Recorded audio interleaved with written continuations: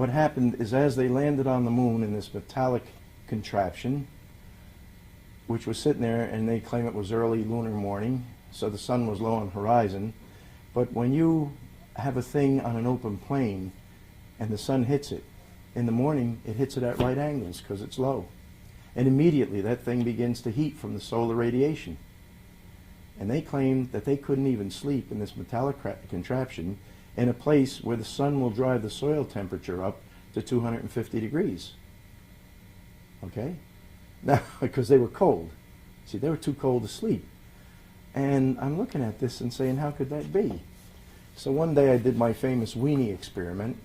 I took a frozen hot dog right out of the freezer, went to the oven, put the hot dog in, turned the dial to 250. 20 minutes later, I opened it up to see how it was doing. It was cooked, so I ate it. But the astronauts complained that they were too cold to even sleep in a metallic oven and the full-bore sunlight of the moon. So one thing led to another.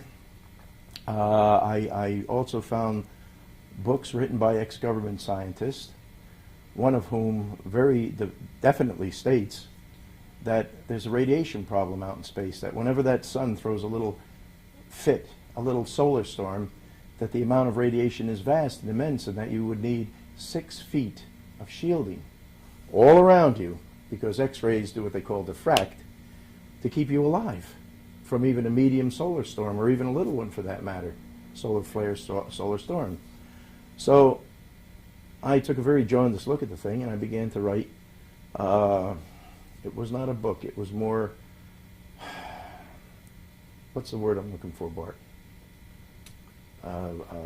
Report. That's a good word.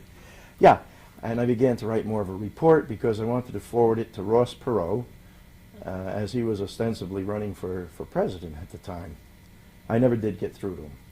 But in the meantime, that report expanded and expanded, and one day it was book-sized, and I decided to publish.